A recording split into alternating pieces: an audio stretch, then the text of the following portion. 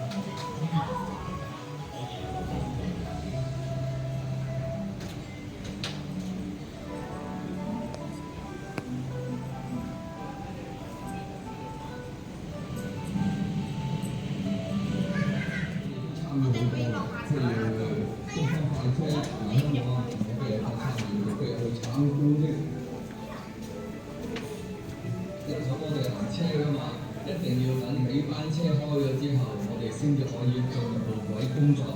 譬如話你點鐘有路啦，你落得個路軌，你哋3點鐘就應該要做嘅嘢，你就要做晒佢㗎啦。不論以前嘅同事，嚟到而家嘅同事，我第一句説話，你做得呢行你又要安全，測試就一定要準確咁去測試，跟足 control table。我話你哋呢啲咧，一定要操得好熟。你一定要按出錯，安全至上，就要準時準點。咁呢啲都係識路應該要做到嘅嘢，令到你有滿足感。其實就係你嗰件事得同唔得，其實係一件可以好快知道嘅事嚟嘅。譬如話，哇，佢本身唔識路嘅，咁你揀咗佢之後，其實，佢又會好清楚自己啱啦，啲事都好重要嘅，係啦，咁啊，成日都講鐵路最緊要我哋舒適可靠，可以將所有嘅食物。嗰度睇地啊！安全去到佢哋。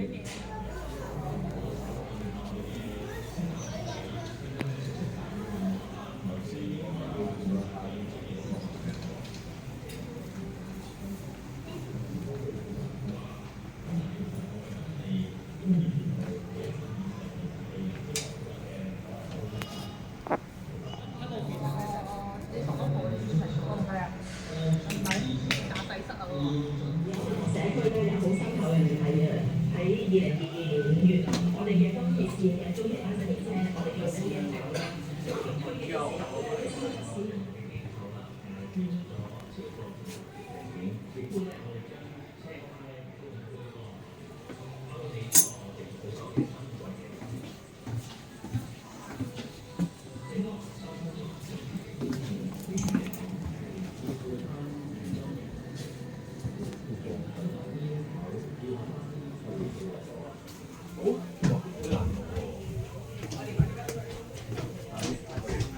快啲！